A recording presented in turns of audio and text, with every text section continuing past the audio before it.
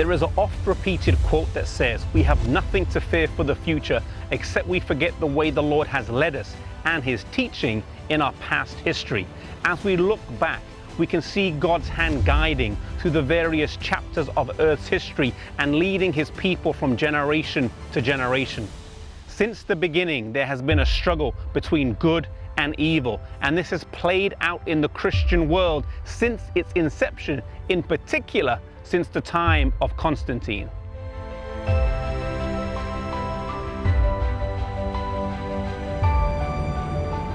Constantine was the one who brought many practices into Christianity that were pagan in origin, and thus the battle between truth and error was not just a matter for the Christian world to look for attacks from outside, but now they had to look internally as well. The Bible speaks about wolves coming into the flock, giving us the imagery of wolves in sheep's clothing, professing piety, yet clinging to unbiblical practices and thus corrupting the church.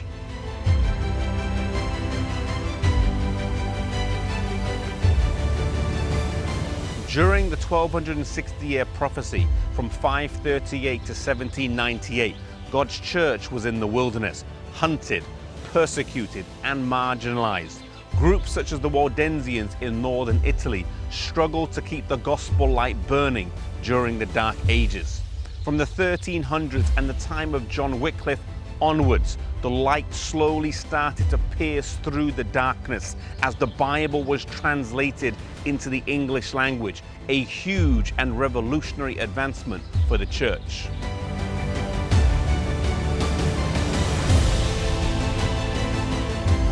As the Reformation journeyed on, later reformers such as John Huss and Jerome in Bohemia, Martin Luther in Germany, Zwingli in Switzerland, John Knox in Scotland, and John Calvin in France, each would be key in standing for truth during their time and once again showing the beauty of the Bible as light was being unshackled.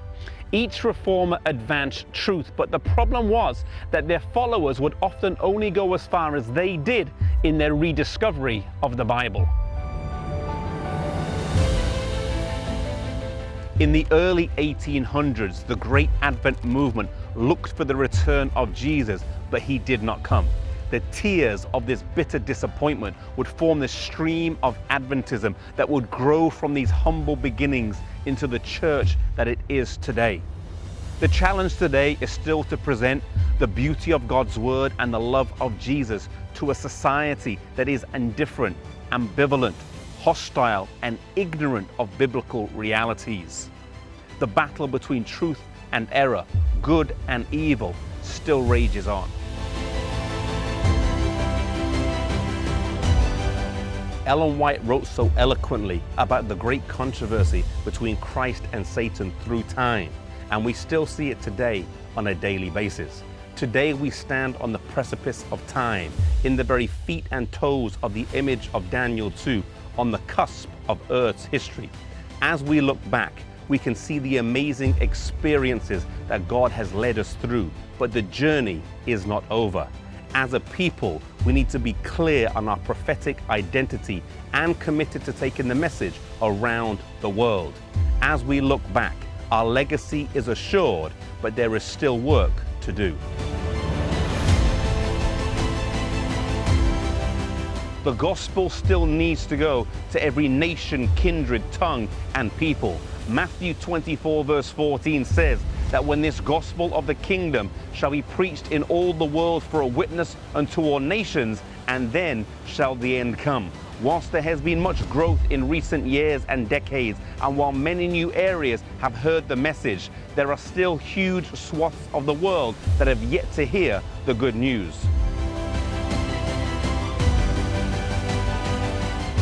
The Bible still needs translation and distribution. Missionaries are still needed both in far-off lands and also in the big cities. The best days of the church and mission service still lie ahead. The best sermons have yet to be preached. The best Bible studies have yet to be given. The best health work has yet to be accomplished. The best schools have yet to be built. The character of Christ and His love still needs a more complete revelation in his people. Don't be an armchair supporter or a bystander, but get involved in the work of God, that we can finish it together.